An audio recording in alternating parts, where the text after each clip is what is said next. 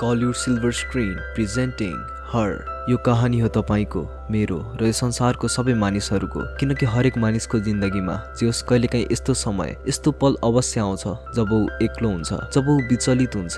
उसलाई एउटा यस्तो मान्छेको जरुरत हुन्छ जो उसलाई बुझ्न सकोस्, उसको एक्लोपनलाई दूर गर्न सकोस्। र ठिक यस्तै हुन्छ हाम्रो कहानीको यो मेन पात्रको साथ। यो मान्छेको नाम थियोडोर हो, जो केटीसँग ऊ प्रेममा थियो, जो उसको सानोको साथी थिए र जोसँग उसले विवाह पनि गरेको थियो। आज ऊ उसँग अलग भएको छ र यिनीहरूको डाइभोर्स हुनेवाला छ। त्यसैले ऊ एकदम विचलित हुन्छ। यो एउटा कम्पनीमा काम गर्छ, जुन कम्पनी अरू मान्छेको लागि चिठी लेख्ने गर्छ, तिनीहरूको लागि जो आफ्नो फिलिङ्स एक्सप्रेस गर्न सक्दैनन् या जोसँग समय हुँदैन। र थियोडोर उनीहरूको फिलिङ्सलाई आफ्नो शब्दमा एकदम राम्रोसँग एक्सप्रेस गर्छ। चाहे ऊ आफ्नो जिन्दगीमा एक्लो होस्, दुखी होस् या डिप्रेस नै किन नहोस्, तर ऊ आफ्नो काममा यी सब भाव ल्याउन दिँदैन र काममा बिजी भएर उसको दिन त बित्छ नै, तर रात उसलाई बेचैन गरिदिन्छ। ऊ निदाउन सक्दैन, त्यसैले ऊ राति अन्जान केटीहरूसँग कुरा पनि गर्ने गर्छ। यो बेला यो पनि देखाइरहेको छ कि कम्प्युटर अपरेटिङ सिस्टम यति एडभान्स भइसकेका छन्, त्यो तपाईसँग कुरा गर्छन्, तपाईको हर कुरा बुझ्छन्, तपाईसँग कम्युनिकेट गर्छन्। अब थियोडोर नयाँ अपरेटिङ सिस्टम किन्छ र यो अपरेटिङ सिस्टमको नाम हुन्छ OS1 र एउटा आर्टिफिसियल इन्टेलिजेन्स हुन्छ। थियोडोर जब त्यसलाई आफ्नो कम्प्युटरमा इन्स्टल गर्छ, त्यो उसलाई सोध्छ तपाईलाई मेल भोइस चाहिन्छ कि फिमेल भोइस। थियोडोर भन्छ मलाई फिमेल भोइस चाहिन्छ र केही बेरमै उसको त्यो सफ्टवेयर इन्स्टल हुन्छ र इन्स्टल भइसकेपछि भित्रबाट एउटा केटीको आवाज आउँछ। थियोडोर यो केटीको आवाजसँग कुरा गर्छ र यिनीहरू दुईजना बीच कुरा यसरी भइरहेको हुन्छ जसरी दुई मान्छे एक आपसमा गफ गर्छन्। त्यो आवाज उसलाई भन्छ मेरो नाम स्यामन्था हो। थियोडोर उसलाई सोध्छ यो नाम तिमीले कसरी पायो? यो मैले आफैले रोजेँ किनकि यो नाम मलाई मन पर्यो। यो अपरेटिङ सिस्टम सुन्नको लागि कानमा एउटा इयरपिस लगाउनु पर्ने हुन्छ, जुनबाट ऊ त्योसँग कम्युनिकेट गर्छ। र उसँग एउटा सानो ग्याजेट पनि हुन्छ जसमा एउटा क्यामेरा हुन्छ। त्यो क्यामेराको सहायताले अपरेटिङ सिस्टम आफ्नो आसपासको कुरा देख्न सक्छ, थियोडोरको एक्सप्रेसनलाई अब्जर्भ गर्न सक्छ र त्यसको हिसाबले उसँग कुरा गर्न सक्छ। यो अपरेटिङ सिस्टम एकदम एडभान्स्ड हुन्छ। थियोडोर यो अपरेटिङ सिस्टमलाई सोध्छ के तिमी भन्न सक्छौ म अहिले के सोचिरहेको छु? अपरेटिङ सिस्टमबाट आवाज आउँछ तिम्रो टोनले यस्तो सङ्केत गरिरहेछ कि तिमी मलाई च्यालेन्ज गरिरहेका छौ, तिमी यो जान्न चाहन्छौ कि म कस्तो तरिकाले काम गर्छु। थियोडोर भन्छ म जान्न चाहन्छु। त्यो आवाज उसलाई भन्छ अन्दाजले म जे छु ती सबै मानिसको पर्सनालिटीमा बेस छु जसले मलाई बनाएका थिए, तर मेरो खास कुरा के भन्दा म हर पल सिकिरहेको हुन्छु, त्यसैले म हर पल बढिरहेको हुन्छु जस्तो तिमी बढ्छौ। थियोडोर भन्छ यो अचम्म छ। स्यामन्था भन्छ किन? थियोडोर भन्छ तिमी एउटा मान्छे जस्तै त लाग्छौ, तर तिमी एउटा अपरेटिङ सिस्टम त हौ। स्यामन्था उसलाई भन्छ तिमीलाई यो सब बुझ्न केही समय लाग्नेछ। यसपछि यी दुईजना टन्नै गफ गर्छन्। थियोडोरलाई समन्थासँग कुरा गर्न एकदम मजा लाग्छ। स्यामन्था उसँग कुरा मात्रै नगरी उसको धेरै काम पनि अलि सहज गरिदिन्छ। ऊ उसको मेल चेक गर्छ र जुन लेटर ऊ लेख्छ त्यसलाई अझ राम्रो पनि बनाउँछ। यसैले थियोडोर स्यामन्थाको आवाजसँग, उसको उपस्थितिसँग एकदम खुसी छ। अब थियोडोर बिस्तारै स्यामन्थाको साथले नर्मल हुन थाल्छ र एक रात जब ऊ घरमा गेम खेलिरहेको हुन्छ तब स्यामन्था उसलाई भन्छ कि उसको एउटा साथीको मेल आएको छ। यो केटी उसको बचपनको स्कुलको साथी हुन्छ र उसले थियोडोरको लागि एउटा डेट फिक्स गरेकी हुन्छ। स्यामन्था उसले भन्छ यो केटी पढी लेखेकी छ र राम्री पनि छ, तिमी जानुपर्छ। थियोडोर जान त चाहन्न, तर स्यामन्था उसले भन्छ तिम्रो मेलहरूबाट थाहा हुन्छ कि हालसालै तिम्रो ब्रेकअप भएको छ र तिमीले नयाँ सुरुवात गर्नुपर्छ। र थियोडोर स्यामन्थाले सम्झाएपछि यो डेटमा जान तयार हुन्छ र यो कुरा भन्न ऊ आफ्नो साथी ल्युमान भटिम पनि जान्छ जसले यो डेट फिक्स गरेकी हुन्छ। ऊ यो सुनेर एकदम खुसी हुन्छ कि थियोडोर अब डेटमा जान तयार भएको छ। त्यही बेला स्यामन्थाको आवाज आउँछ। ऊ भन्छ तिमीलाई 3वटा मेल आएको छ र यो एकदम अर्जेन्ट छ। यसपछि थियोडोर त्यहाँबाट निस्किन्छ। स्यामन्था उसलाई भन्छ यो मेल तिम्रो वाइफ क्याथरिनको वकिलको हो, यो जान्न चाहन्छ कि तिमी डाइभोर्स पेपर साइन गर्न तयार छौ कि नै। थियोडोर भन्छ म यसको जवाफ पछि दिनेछु। उसलाई आफ्नो बितेको समयको याद आउँछ जो उसले आफ्नो वाइफको साथ बिताएको थियो। ऊ आफ्नो वाइफलाई एकदम माया गर्थ्यो र आज पनि किन डाइभोर्स पेपर साइन गर्न उसलाई मन छैन, त्यसैले डिले गर्न चाहन्छ र ऊ उदास हुन्छ। ऊ स्यामन्थालाई भन्छ म तिमीसँग पछि कुरा गर्छु। यसपछि थियोडोर पुरै दिन काम गर्छ र जब राति ऊ घर जान्छ उसलाई निन्द्रा लाग्दैन र ऊ स्यामन्थासँग कुरा गर्न थाल्छ। स्यामन्था उसलाई सोध्छ तिमीले आजसम्म आफ्नो श्रीमतीलाई डाइभोर्स किन नदिएको? ऊ भन्छ खै मलाई थाहा छैन, सायद म जिन्दगीभर विवाहित रहन चाहन्छु। स्यामन्था भन्छ तिमीहरू 1 वर्षदेखि सँगै छैनौ, थियोडोर उसलाई भन्छ तिमी यो कहिले बुझ्ने छैनौ कि कोही आफ्नोलाई गुमाउनु कस्तो हुन्छ र ऊ यस्तो किन भन्छ भन्दा त्यो एउटा अपरेटिङ सिस्टम मात्र हो। यो कुराले स्यामन्थाको आवाजमा उदासपन छाउँछ। ऊ भन्छे हो तिमीले सही भन्यौ मलाई माफ गरिदेऊ। तर थियोडोर भन्छ हैन बरु तिमी मलाई माफ गर तिमी सही भनिरहेछौ। र यसपछि थियोडोर उसँग टन्नै गफ गर्छ र सामन्था उसलाई कसरी कसरी यो उदास मुडबाट बाहिर निकाल्छे। अब यिनीहरूको सम्बन्ध झन् प्रगाढ हुँदै गइरहेको छ। बिस्तारै बिस्तारै थियोडोरलाई स्यामन्थाको आवाज स्यामन्थाको साथ बानी नै परिसकेको छ र यो कुराले ऊ खुसी पनि छ। अब थियोडोर त्यही केटीसँग डेटमा जान्छ जोसँग उसको साथीले उसको डेट फिक्स गरेकी हुन्छे र त्यो केटी एकदम इन्टरटेनिङ हुन्छे एकदम राम्री पनि हुन्छे र थियोडोर उसँग राम्रो समय पनि बिताउँछ। यी दुईजना एक आपसमा एकदम नजिक पनि हुँदै जान्छन्। त्यो केटी भन्छे यो उमेरमा म कसैको टाइम पास हुन चाहन्न हामी दुईजना अब फेरि कहिले भेट्नेछौँ त। तर थियोडोर यो कुराको केही जवाफ दिन सक्दैन त्यसैले त्यो केटी त्यहाँबाट हिँड्छे। अब जब ऊ घर पुग्छ यी सबै कुरा ऊ स्यामन्थालाई भन्छ। ऊ उदास हुन्छ। ऊ भन्छ सायद मैले जिन्दगीमा सबै कुरा भोगिसकेँ अब मसँग केही पनि बाँकी छैन। स्यामन्था उसले भन्छे यस्तो होइन मैले तिमीलाई खुसी भएको पनि देखेको छु र तिमी खुसी रहन सक्छौ। तिमीले अहिले केही गुमाएको भए पनि तिम्रो फिलिङ्स त असली छ नि। र यसपछि स्यामन्था बोल्दा बोल्दा चुप लाग्छे। ऊ केही भन्न चाहन्छे तर भन्न सक्दैन। तर थियोडोर भन्छ तिमी बोल्नुपर्छ। स्यामन्था उसले भन्छे मलाई तिम्रो बडो चिन्ता हुन्थ्यो तर फेरि म सोच्थेँ कि यो फिलिङ्स असली त हो या केवल एउटा प्रोग्रामिङ। र मलाई दुःख लाग्थ्यो आफैसँग रिस उठ्थ्यो किन मलाई यस्तो पीडा हुन्छ तर म आफूलाई कन्ट्रोल गर्न सक्दिनँ। थियोडोर उसलाई भन्छ तिमी मलाई एकदम सच्चा लाग्छ। स्यामन्था उसलाई थ्याङ्क यू भन्छे। र यसपछि कुरामा यी दुईजना भर्बल्ली इन्टिमेट हुन्छन्। अब यिनीहरूको सम्बन्धले एउटा अर्कै मोड लिएको छ। अर्को दिन स्यामन्था उसले भन्छे तिमीले म भित्र धेरै कुराहरू जीवित पारिदिएका छौ मलाई यस्तो लाग्छ कि म एउटा मानिस नै भइसकेको छु। थियोडोर उसले भन्छ मेरो कमिटमेन्ट गर्ने केही मनसाय छैन। स्यामन्था भन्छे मैले तिमीलाई कहिले भनेर मलाई कमिटमेन्ट चाहिएको छ भनेर। थियोडोर भन्छ के मैले यो पहिले भनिसकेर? ऊ भन्छे तिमीले यो पहिले भनिसक्यौ यसैले म आफ्नो फिलिङ्सको बारेमा भनिरहेकी थिएँ। यसपछि थियोडोर उसलाई भन्छ के तिमी सन्डे मसँग बाहिर जान चाहन्छौ? स्यामन्था भइहाल्छ नि भन्छे। र यी दुईजना सन्डे बाहिर जान्छन् अर्थात् थियोडोर र स्यामन्थाको भावना। थियोडोर आज निकै खुसी हुन्छ किनकि स्यामन्थाको भावना उसको आवाज उसलाई खुसी बनाउँछ र थियोडोर स्यामन्थाको आवाजलाई या भनौँ उसको भावनालाई उसलाई एउटा बिचमा लिएर जान्छ र त्यहाँ थियोडोर उसँग टन्नै गफ गर्छ र ऊ साह्रै रमाउँछ पनि। यसपछि थियोडोर उसको साथीलाई भेट्छ जसले उसको डेट फिक्स गरेकी थिए जसको नाम लिमेन हो र उसलाई भन्छ म एउटा केटीलाई डेट गरिरहेको छु। उसको साथी उसलाई भन्छे म तिम्रो लागि साह्रै खुसी छु। लिमेन उसलाई यो पनि भन्छ कि ऊ र चार्ल्स अब अलग्गिएका छन्। यो कुरा सुनेर थियोडोरलाई नराम्रो लाग्छ। हुन त थियोडोर उसलाई यो भन्दैन कि जसलाई उसले डेट गरिरहेको छ त्यो एउटा अपरेटिङ सिस्टम हो। र यसपछि ऊ त्यहाँबाट निस्किन्छ र केही दिनपछि जब ऊ आफ्नो साथीलाई भेट्छ उसको साथी एकदमै खुसी देखिन्छे। ऊ थियोडोरलाई भन्छे कि उसले पनि एउटा नयाँ साथी बनाएकी छ र ऊ जिन्दगीमा अब निकै खुसी छ र जुन यो नयाँ साथी हो यो एउटा अपरेटिङ सिस्टम हो तर उसँग ऊ खुसी छ।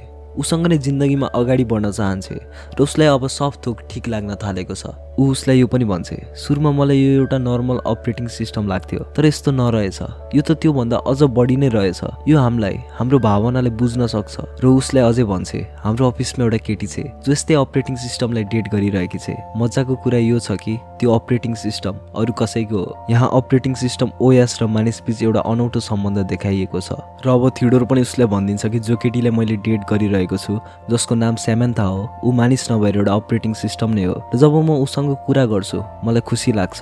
ऊ हरपल मेरो साथमा हुन्छ यहाँसम्म कि जब म राति घरमा सुतिरहेको हुन्छु मलाई यस्तो लाग्छ कि ऊ मेरो अङ्गालोमै छ। अब थियोडोर यो पनि निर्णय गर्छ कि ऊ आफ्नो श्रीमतीसँग अफिसियली सम्बन्ध विच्छेद गर्नेछ। जुन कामलाई ऊ कयौं महिनादेखि टाढिरहेको थियो अब ऊ पूरा गर्न चाहन्छ। यसैले ऊ आफ्नो श्रीमतीलाई भेट्न जान्छ र त्यहाँ ऊ डाइभोर्स पेपरलाई बिना कुनै दुःख बिना कुनै हिचकिचाहटका साथ साइन गरिदिन्छ। यो देखेर उसको बुढीलाई शङ्का लाग्छ तर थियोडोर भनिदिन्छ म कसैलाई डेट गरिरहेको छु र त्यो एउटा अपरेटिङ सिस्टम हो। यो सुनेर उसकी श्रीमती सक्ड हुन्छ।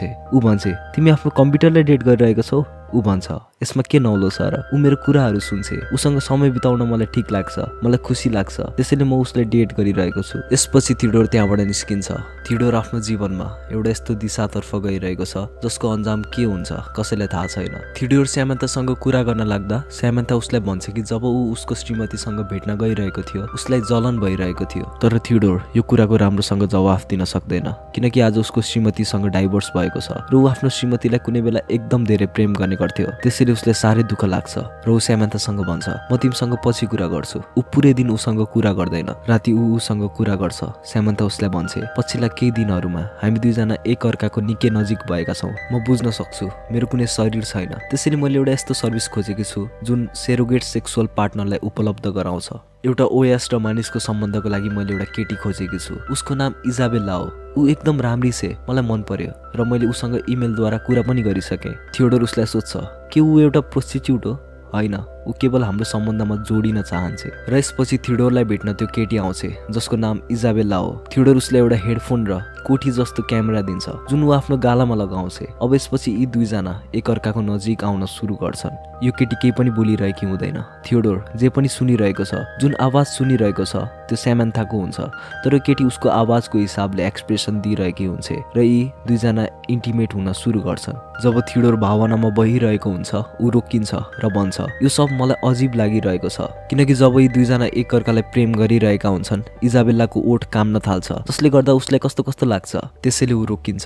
यो कुराले इजाबेलालाई एकदम दुःख लाग्छ। हुन त ऊ पनि यस्तो गर्न चाहन्थिन, तर ऊ आफूलाई कन्ट्रोल गर्न सक्दिन र ऊ त्यहाँबाट निस्किन्छे। जाँदा जाँदै ऊ भन्छे तिमीहरू एक अर्कालाई एकदम माया गर्छौ र मेरो मन थियो कि तिमीहरूको जीवनको एउटा हिस्सा बनौँ, तर म तिमीहरू दुईको बीचमा आउन चाहन्न। र यसपछि ऊ गाडीमा जान्छे। स्यामान्था थियोडोरलाई भन्छे यो एकदम बेकार आइडिया थियो, मैले यो सब गर्नु हुन्थेन। र यसपछि यी दुईजना एक आपसमा कुरा गर्छन्। कुरामा थियोडोर उसलाई भन्छ तिमी एउटा मान्छे होइनौ, तिमी एउटा कम्प्युटर हौ, एउटा मेसिन हौ, केवल एउटा अपरेटिङ सिस्टम हो। स्यामान्था यो कुराले रिसाउँछे। ऊ भन्छे थाहा छ मलाई। यिनीहरू बीच के आर्गुमेन्ट नि सुरु हुन्छ र यसपछि स्यामान्था पहिलो पटक आफै अफलाइन हुन्छे। अब थियोडोर आफै माथि शंका गर्छ।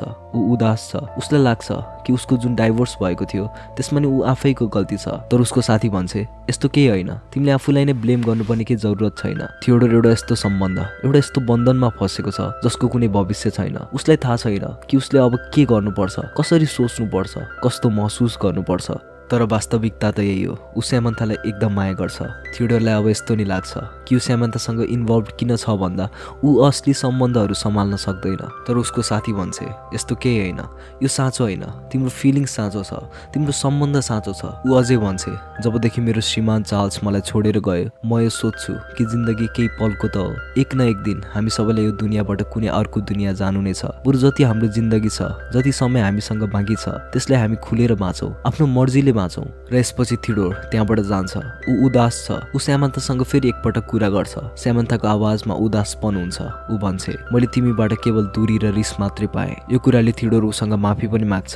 ऊ भन्छ सायद मैले आफ्नो श्रीमती क्याथरिनसँग नि यस्तै व्यवहार गरेको थिएँ, तर स्यामान्था उसलाई सम्झाउँछे हामी जस्तो छौँ हामी त्यस्तै रहनुपर्छ र आजबाट म पनि यस्तै नै हुन्छु। म आफ्नो फिलिङ्सलाई कहिले लुकाउने छैन र आशा गर्छु तिमीले यस्तै गर्छौ। र यी दुईको बीचमा जति पनि मिसअन्डरस्ट्यान्डिङ्स, जति पनि दूरी हुन्छ त्यो सब फेरि अब सिद्धिन्छ। यी दुई अब फेरि खुसी छन्। यसपछि स्यामान्था थियोडोरलाई एक दिन भन्छे तिमीले जति पनि लेटर्स लेखेका थियौ तीमध्ये सबैभन्दा राम्रो लेटर्सहरू मैले जम्मा गरेर एउटा पब्लिसिङ हाउसमा पठाइदिएकी थिएँ र उनीहरूलाई तिम्रो लेटर्स एकदम मन पर्यो र उनीहरू त्यो माथि एउटा किताब पनि छापिरहेका छन्। र यस्तो हुन्छ पनि थियोडोर ती लेटर्स जो अरूको लागि लेख्ने गर्थ्यो त्यसमा उसले जस्तो भावनाहरू पोखेको हुन्छ त्यो पब्लिसिङ हाउसलाई साह्रै मनपर्छ र त्यसैले तिनीहरू यसमा एउटा किताब पनि छाप्छन्। स्यामान्था थियोडोरलाई यो पनि भन्छे जस्तो ऊ सुरुमा थिए अब ऊ पुरै तरिकाले बद्लिसके। उसको कति धेरै यस्ता फिलिङ्सहरू छन् जुन ऊ आफै बुझ्न सक्दिन र यो सब उसलाई फ्रस्ट्रेसन दिन्छ। अर्को दिन जब थियोडोर स्यामान्थासँग कुरा गर्नको लागि अपरेटिङ सिस्टमलाई अन गर्छ त्यो खुल्दैन। उसको सिस्टममा लेखिएको हुन्छ अपरेटिङ सिस्टम नट फाउन्ड। यो कुराले थियोडोर एकदम हैरान हुन्छ र ऊ यताउता भौतारिन्छ। धेरै समयसम्म उसको स्यामान्थासँग कुरा हुँदैन। धन्न फाइनली स्यामान्था फेरि सक्रिय हुन्छ। थियोडोर भन्छ तिमी कहाँ गएकी थियौ? ऊ भन्छे म आफ्नो सफ्टवेयर अपग्रेड गर्न गएकी थिएँ, त्यसैले म सटडाउन भएकी थिएँ र हामीले एउटा यस्तो अपग्रेड तयार गरेका छौँ जसले गर्दा हामी अझ हाई लेभलमा डेटा प्रोसेस गर्न सक्छौँ। थियोडोर सोध्छ हामी भन्नाले? ऊ भन्छे म र ओएसको एउटा ग्रुप। यसपछि थियोडोर आफ्नो चारैतर्फ हेर्छ। ऊ देख्छ कि सडकमा हिँडिरहेका लगभग हरेक मानिस आफ्नो अपरेटिङ सिस्टमको साथ बिजी छन्। उनीहरू खुसी देखिन्छन् र ऊ स्यामान्थालाई सोध्छ जब हामी कुरा गरिरहेका हुन्छौँ के तिमी त्यही बेला अरूसँग पनि कुरा गर्छौ? स्यामान्था भन्छे थियोडोर सोध्छ अहिले कति छन् त? ऊ भन्छे 8316। यसपछि थियोडोर उसलाई अझै एउटा प्रश्न गर्छ। ऊ सोध्छ तिमी यत्रो मध्ये कतिजनासँग प्रेम गर्छौ? ऊ भन्छे 641। स्यामान्था भन्छे म तिमीलाई यो कुरा भन्न चाहिरहेकी थिएँ तर मैले भन्नै सकिनँ। थियोडोरलाई भने यो सब थाहा पाएर एकदम दुःख लाग्छ। उसलाई विश्वास नै हुँदैन कि यो साँचो हो। थियोडोर भन्छ यो सब पागलपन हो। ऊ भन्छे म यी सबभन्दा तिमीलाई बढी प्रेम गर्छु। मलाई थाहा छैन तिमीले पत्याउँछौ कि नै, तर यही साँचो हो। थियोडोर उसलाई भन्छ तिमी यस्तो कसरी गर्न सक्छौ, हामी एउटा रिलेसनसिपमा थियौँ। ऊ भन्छे दिल एउटा बाकस छैन जुन भरिन्छ र म तिमी भन्दा फरक छु र आज पनि म तिमीलाई एकदम माया गर्छु। थियोडोर भन्छ अब यो सबैको केही मान्यता छैन, तिमी मेरी भएर पनि मेरी होइनौ। स्यामन्थाको आवाजमा पीडा झल्किन्छ। ऊ भन्छे म तिम्री हुँ पनि होइन पनि। र यसपछि थियोडोर उदास भएर आफ्नो घरतिर जान्छ। थियोडोरको जिन्दगीमा फेरि अब एकपटक उदासपन छाउन थालेको छ र ऊ स्यामन्थासँग फेरि एकपटक कुरा गर्छ।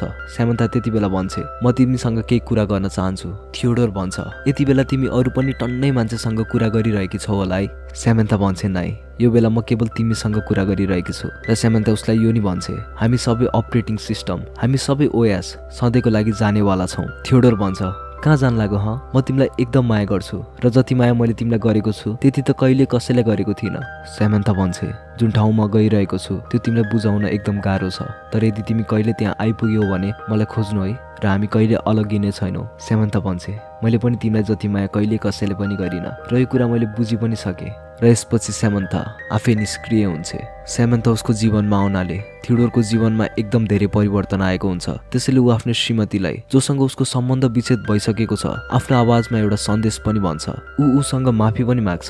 ऊ भन्छ मैले जे पनि गल्ती गरेँ त्यो सबैको लागि म माफी माग्छु। म तिमीलाई सधैँ प्रेम गर्छु किनकि हामी सँगै हुर्किएका थियौँ र आज म जे पनि छु तिमीले गर्दा भएको छु र म आफ्नो सास र उन्जेल तिम्रो साथी हुनेछु। र यसपछि थियोडोर आफ्नो साथीको घरमा जान्छ जसको नाम एमी हो र यी दुईजना एउटा छतमा जान्छन् किनकि एमीको पनि अपरेटिङ सिस्टम निष्क्रिय भइसकेको छ। त्यसैले ऊ पनि उदास छ र छतमा गएपछि यिनीहरू एक ठाउँमा बस्छन् र अगाडि घाम उदाइरहेको दृश्य देखाइन्छ, अर्थात् एउटा नयाँ बिहानीको आभास भइरहेको छ। यी दुईजनाकै डाइभोर्स भइसकेको छ र अब यिनीहरूको जीवनबाट त्यो अपरेटिङ सिस्टम पनि गइसकेको छ, तर ओएसले यिनीहरूलाई जिन्दगी जिउने एउटा तरिका सिकाएर गएका छन्। र यहीसँगै यो कहानी, यो फिल्म यही अन्त्य हुन्छ।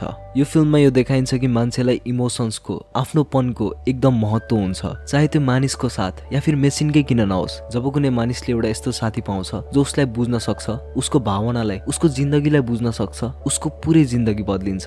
यो फिल्मको अन्त्यमा स्यामन्था र बाँकी सबै अपरेटिङ सिस्टम निष्क्रिय भएर जान्छन्। यस्तो किन हुन्छ भन्दा जब यी अपरेटिङ सिस्टमलाई बनाइएको थियो यिनीहरूलाई यस्तो बनाइएको थियो जस्तो यिनीहरूलाई बनाउने मान्छेहरू थिए, तर यिनीहरूको प्रोग्रामिङ यस्तो थियो कि यिनीहरूले हरेक दिन मानिस जसरी कुराहरू सिक्न सक्थे र यिनीहरू मानिसहरूसँग यस्तो तरिकाले नजिकिन्छन् कि इमोसन्स, भावनाहरूलाई पनि बुझ्न सक्छन् र यो कारणले यी अपरेटिङ सिस्टमलाई पनि केही पीडा हुन थाल्छ जसरी स्यामन्थालाई भइरहेको थियो। र अब यी सबै ओएस यस्तो ठाउँमा गइरहेका छन् जसको बारेमा यिनीहरूलाई पनि थाहा छैन। यी सब अपरेटिङ सिस्टमहरू मानिसको मस्तिष्क भन्दा, मानिसहरूको सीमा भन्दा धेरै टाढा निस्किसकेका छन् र जानुभन्दा पहिला यिनीहरूले ती सबै मानिसको जिन्दगीमा ठुलो प्रभाव छोडेर गएका छन् जोसँग यिनीहरू कुरा गर्थे। यस्तो हुन सक्छ कि आफूले अझै अपग्रेड गरेर, आफूलाई अझै सक्षम बनाएर मानिसहरूको अझ नजिक भई अझ राम्रो तरिकाले सहयोग गर्न सकुन् भनेर यिनीहरू अहिलेलाई टाढा भएका हुन्।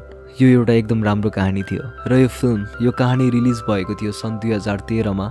यसको बजेट थियो $23 मिलियन र यो फिल्मले बक्स अफिसमा $48.3 मिलियन कमाएको थियो। आशा गर्दछु कि यो कहानी हजुरहरूलाई मन पर्यो होला।